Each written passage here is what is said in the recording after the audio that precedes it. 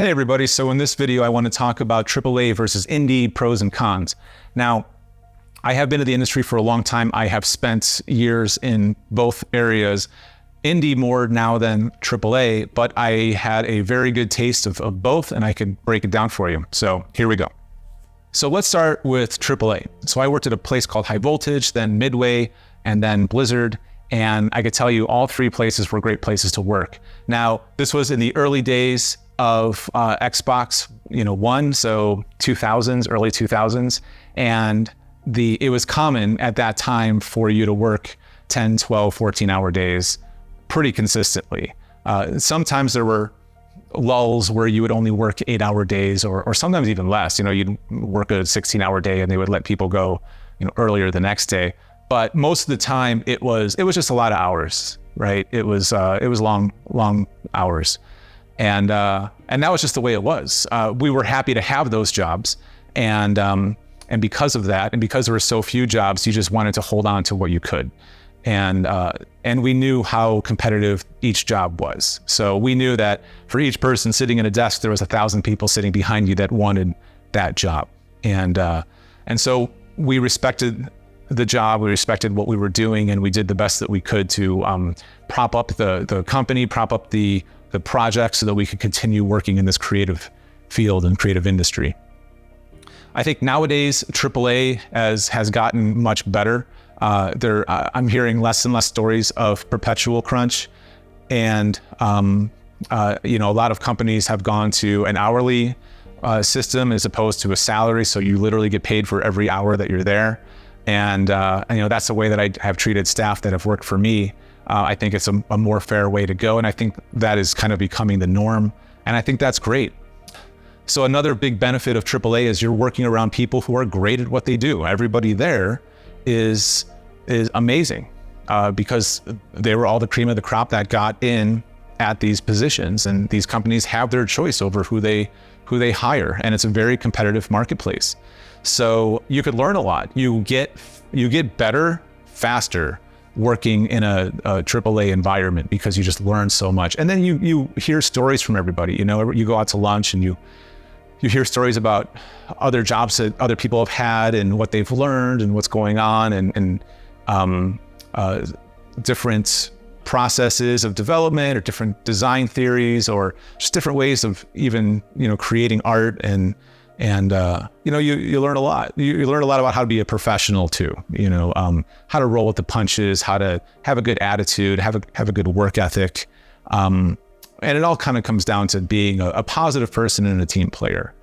So it also teaches you how to hit milestones, how to say no to things, because you just can't fit it in. Even if you add the hours and so on, there's just not enough time in the day to do everything. And it's okay to cut features, especially at the AAA level where you're not working publicly, you're kind of working stealth. And that's a luxury to be in because you could pivot and try different things in your design and not have to contend with an audience who has already been exposed and maybe even giving you feedback on your project. So it's also really great for networking. The more people that you know in the profession, the more sort of job security you have, because as people go to different jobs, they'll remember you and they'll suggest you, and then getting a job at another place becomes easier and easier. So it's I think AAA is a great place to be. Indie. I think being an indie is a lot harder in a lot of ways, but can be a lot more fulfilling. And so here's why. It's harder because there's nobody looking over your shoulder and directing you. You have to do all the direction yourself, but then that's also the benefit because you have all this freedom. But freedom could be a double-edged sword, and a lot of people fall on it, right? If you don't have deadlines, if there's nobody over your shoulder telling you what to do, then you could just decide not to work and then things slip and nothing happens. Conversely, if you're driven, you could get so much work done in 2 or 3 days. You could work all night if you want to, and nobody's going to stop you. The other problem though is you're usually not getting a paycheck while all this is happening.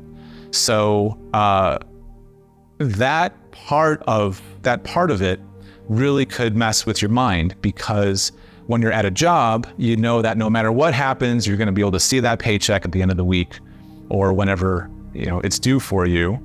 But when you're an indie and you're working off of the royalties of your game or your project coming out and being successful, you don't know when that's going to be. You don't know how much it's going to be. You don't know if you're going to see any return at all. And that could be a very stressful situation. There's a place kind of in between these two, and that would be the work for hire indie, I'd like to call it. And that is an independent studio who creates projects or games or apps for other companies. And I've had this in my career as well. And in a lot of ways, that was my favorite type of business, because you kind of had the best of both worlds. You had these great projects that you're working on, and you knew, because there was a contract and there was milestones, and as long as you were delivering your milestones and doing well, working with the producers of that project, that you would get paid, and you knew how much you were going to get paid. And so you could bank on it. You could structure a budget for yourself, for your own personal life and everything. And what a lot of indie developers did, and what we did, is while that's happening and you're doing these other projects, you could work on your own stuff on the side. And then it becomes really fun, because nothing's really riding on that. That's just an extra thing that you're doing. And that's a very healthy way to go. In fact, even though I had a game that went to #1 on Steam, I made more money on being an indie studio who was working on projects for other studios, other companies, and in a lot of ways having a lot more freedom and a lot more fun. So, everyone seems to be chasing this whole indie dream, I'm going to make this game and I'm going to get all this fame and fortune, and it's a hard dream. And even if you achieve it, you might not achieve it to the level that you want in any of those categories. You really don't know how it's going to play out. The audience is so chaotic. You have no idea which way it's going to go. So I would suggest, if you're just starting out and you want to get into making video games, I would suggest trying to find a vocation and get into AAA first and cut your teeth on that. Get some experience. Have that primary skill that you could hang your hat on later. For me, it was 3D art. And specifically environment art. And if you look back at my career, my environment art has been my foundation all the way through, and something that I know I could depend on to get me that excitement that I'm looking for when I get something in front of an audience. Is they'll look at my environment art and say, "Oh, that looks great. I can't wait to play that." If you don't have a key skill like that, and you try to get into the industry as an indie, and you're just trying to make it on the open platforms, you're going to have a really hard go. I'm telling you right now, because you're not going to have any strong skill to fall back on, except for maybe game design, because you've played a lot of games and are using that to come into the fold. But I would argue that the other thing that you're not thinking of is you don't know enough to know what you don't know, especially when you're coming in fresh from the consumer side of things. You think you might understand game design because you've played a lot of different games and you're thinking about what you would tweak and what have you. But I guarantee you, if you're looking at a new design document and it's a blank slate, it's a very daunting thing. You can't just take somebody else's game and mod it and call it your own. You have to build your own original project that hasn't been done before.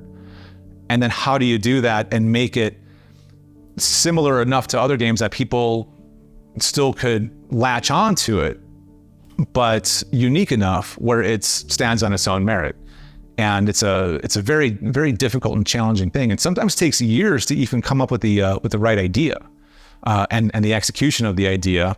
And then on top of that, you're writing trends. There's trends, and the market's always changing, and all the world's changing under your feet as you're developing that. And in some respects, you need to kind of adapt to the moving plate tectonics, if you will, while you're working on your project, so that when you do come out, you're coming out in the best possible way.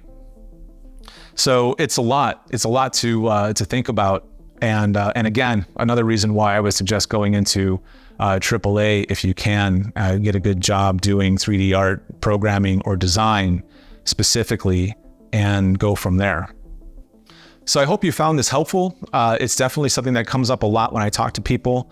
And, since I've spent a lot of time of my life in both camps, I think I have a pretty unique perspective that I could share on that. And I wanted to, just share that with you so that you had more of an understanding and this information as you make your decisions on your own journey. So, okay, well, thanks so much for joining, and I'll see you next time.